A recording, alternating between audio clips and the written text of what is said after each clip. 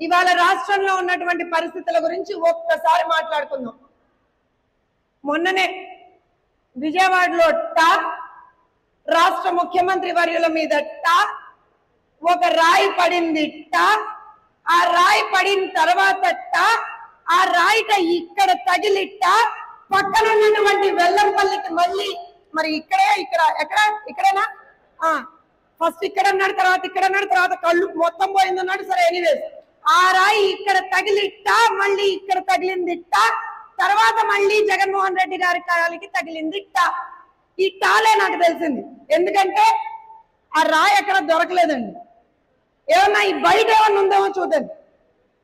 ఈ బయట ఎక్కడన్నా అంటే అక్కడి నుంచి టాటాలు అయిన తర్వాత ఏమన్నా హైదరాబాద్ వచ్చిందేమో ఒక్కసారి కనుక్కుందాం. ఎందుకంటే రాష్ట్ర ముఖ్యమంత్రి కదా ఒక చిన్న దెబ్బ తగిలితే ఆయన మీదట గొలకరాయితో హత్యాయత్నం చేశారట. హత్యాయత్నం గొలకరాయితో. కానీ అదే రాష్ట్రంలో నా ఎస్సీలు, నా ఎస్టీలు, నా బీసీలు, నా మైనారిటీలు అని చెప్పుకుని తిరుగుతాడు కదా జగన్మోహన్ రెడ్డి. అలాంటి ఎస్సీల మీద దేశవ్యాప్తంగా జరుగుతున్నటువంటి దాడుల్లో ఆంధ్రప్రదేశ్ రాష్ట్రం 7వ స్థానంలో ఉంది. 2022వ సంవత్సరంలో 2315 మంది ఎస్సీల మీద దాడులు జరిగితే కనీసం ఒక్క మాట మాట్లాడనటువంటి అక్కడ కూర్చున్నటువంటి వాళ్ళందరూ ఇవాళ రోజున అయ్యయ్యో జగన్మోహన్ రెడ్డికి దెబ్బ తగిలిపోయింది బాబోయ్, అయ్యయ్యో జగన్మోహన్ రెడ్డికి కుట్లు పడిపోయాయి బాబోయ్, అయ్యయ్యో హత్య చేశారు బాబోయ్, హత్య చేయబోతున్నారు బాబోయ్ అని ఒక్కొక్కడు బయటకు వచ్చి గుండెలు బాధేసుకుంటున్నాడు.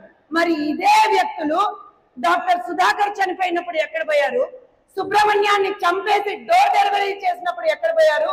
ఇందాక టీం చూపించినట్టు అమర్నాథ్ గౌడ్ని అన్యాయంగా, అక్రమంగా, దుర్మార్గంగా పెట్రోల్ పోసి నడి రోడ్డు మీద తగలబెట్టేస్తే కనీసం స్పందించలేనటువంటి ఒక అసమర్థులు అక్కడ ప్రభుత్వంలో కూర్చున్నప్పుడు ఇవాళ అలాంటి వాళ్ళకి మనం ఓటేయాలా?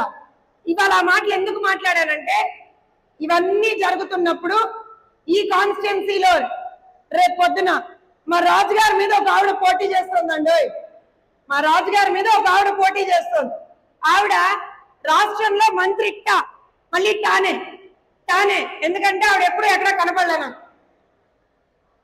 ఒక 9వ తరగతి చదివేటువంటి బాలుడిని చంపేశారంటే అవునా అవునా అంది.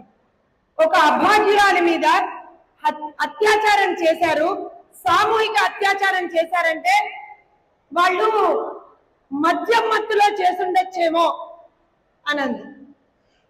అలానే ఇవాటి రోజున కనుక మనం చూస్తే దేశవ్యాప్తంగా ఆంధ్రప్రదేశ్ రాష్ట్రాన్ని ఒక విషయంలో నెంబర్ 1 గా పెట్టాడండి.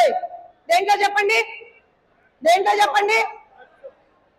మొన్నే డ్రగ్స్ అన్నాడు తమ్ముడు. మొన్నే latest record of Jaganmohan Reddy మొన్నే 25 టన్నుల కొకైన్ పట్టుబడితే ఇవాళ రాజుగారి మీద పోటీ చేస్తున్నారు చూసారా, రాష్ట్ర హోంశాఖ మార్చులు ఉన్నారు చూసారా, ఆవిడ కనీసంలో కనీసం అవునా అని కూడా అనలా, దొరికాయా అని కూడా అనలా, మన రాష్ట్రంలోనే దొరికాయా అని కూడా అనలా. మరి అలాంటి ఒక వ్యక్తిని మీ కాన్స్టిట్యున్సీకి ఎమ్మెల్యేగా ఎన్నుకుంటారా? లేకపోతే ఎక్కడ ఎవరికి అన్యాయం జరిగినా, ఎక్కడ ఎవరికి ఏ విధమైనటువంటి ఇబ్బంది జరిగినా నేనున్నాను అంటూ ముందరికెళ్ళి నిలబడి వాళ్ళని హక్కున చేర్చుకొని ఆదుకుంటున్నటువంటి రాజుగారు లాంటి వ్యక్తిని చూస్ చేసుకుంటారా అనేటువంటిది మీ కాన్స్టిట్యున్సీ వాసులుగా మీరు చూస్ చేసుకోవాలి.